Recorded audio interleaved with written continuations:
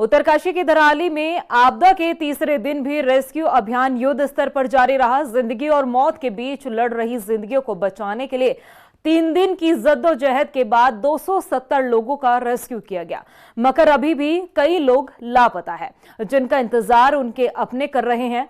उनकी निगाहें सिर्फ रेस्क्यू दल पर टिकी है। तीसरे दिन के सर्च ऑपरेशन में क्या कुछ रहा, आपको इस रिपोर्ट में दिखाते हैं। बेटियों का मायका खत्म हो गया, हमारा ससुराल खत्म हो गया, हमारा सब कुछ खत्म हो गया, हमारे घर बार बगीचे सब कुछ नहीं बचा। धराली नहीं रहा।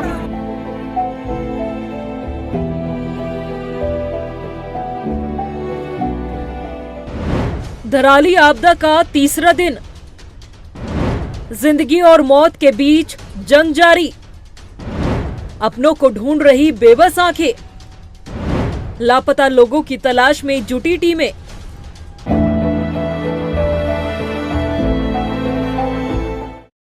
उत्तरकाशी के धराली में आई आपदा ने लोगों को झकझोर कर रख दिया है। लोग धराली की उस डरावनी तस्वीर को भुला नहीं पा रहे, जिसमें लोगों ने अपनी आंखों के सामने सब तबाह होता देखा। आपदा से पहले धराली में सब कुछ ठीक ठाक था और मार्केट में लोग रोजाना की तरह अपनी खरीदारी में लगे हुए थे। कोई अपने घर वापस लौट रहा था तो कोई धराली की खूबसूरत वादियों का लुत्फ उठा रहा था। लेकिन पल भर में ही इस हादसे ने सब मिट्टी में मिला दिया और आज धराली सिर्फ मलबे का ढेर बनकर रह गई है, जहां लोगों के घर और शायद उनके अपने दबे हुए हैं। आपदा के तीसरे दिन भी जिंदगियों को बचाने की जद्दोजहद जारी है। खराब मौसम और आपदा की दलदल के बीच युद्ध स्तर पर रेस्क्यू अभियान चलाया जा रहा है। यूं कहें कि इन मुश्किल हालातों में भी रेस्क्यू टीम का जज्बा अडिग है और लापता लोगों की तलाश जारी है। इतना ही नहीं, मौसम खुलते ही एयरफोर्स के चिनूक ने भी मोर्चा संभाला। रेस्क्यू ऑपरेशन के लिए उत्तरकाशी के मातली में एयरबेस बनाया गया, जहां एनडीआरएफ और रेस्क्यू टीमें उपकरण लेकर धराली पहुंची और हेलीकॉप्टर के माध्यम से ही फिलहाल रेस्क्यू ऑपरेशन चलाया जा रहा है, क्योंकि सड़कें भूस्खलन की वजह से जगह जगह से बाधित है। हालांकि रेस्क्यू ऑपरेशन के बीच राहत की बात ये रही कि पिछले 48 घंटे से बंद भटवाड़ी मार्ग को खोला गया। आपदा के बाद पूरी तरह से ये सड़क धंस गई थी, लेकिन कड़ी मशक्कत के बाद इस रास्ते को सुचारू किया गया, जिससे रेस्क्यू अभियान में तेजी आने की उम्मीद जगी। बता दें कि धराली आपदा में अभी तक 6 लोगों की मौत हो चुकी है और 270 लोगों को रेस्क्यू कर लिया गया। रेस्क्यू किए गए लोगों की आप बीती आपको सुनाते हैं।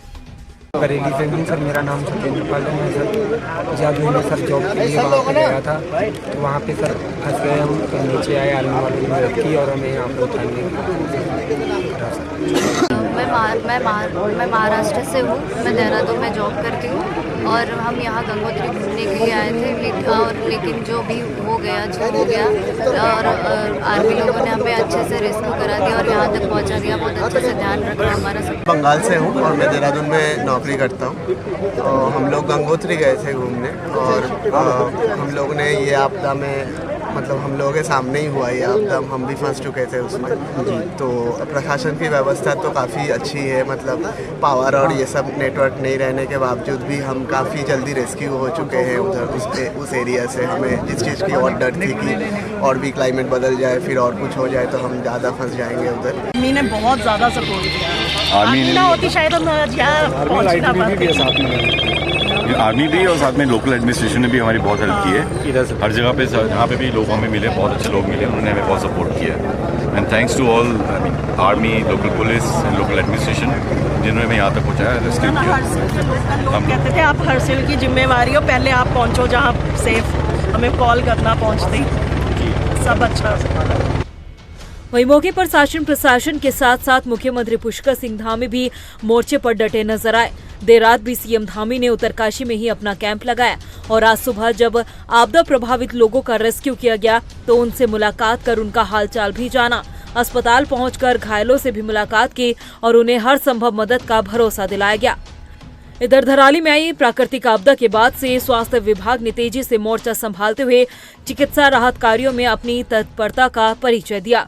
जहां एक तरफ धराली और हर्षिल में 9 सदस्यीय विशेषज्ञ टीमें तैनात रही, तो वहीं अस्पतालों में भी स्वास्थ्य सुविधाओं को पुख्ता किया गया। आपदा के बाद जो हालात धराली में बने हुए हैं, ऐसी स्थिति में न आश्वासन काम आता है और न ही सब्र होता। आंखें सिर्फ अपनों को तलाशती रहती है। अब पीड़ित परिवारों का इंतजार कब खत्म होगा ये फिलहाल बता पाना मुश्किल है, क्योंकि त्रासदी के बाद स्थिति वाकई मौके पर भयावह है। रफ्तार मीडिया के लिए देहरादून से ब्यूरो रिपोर्ट।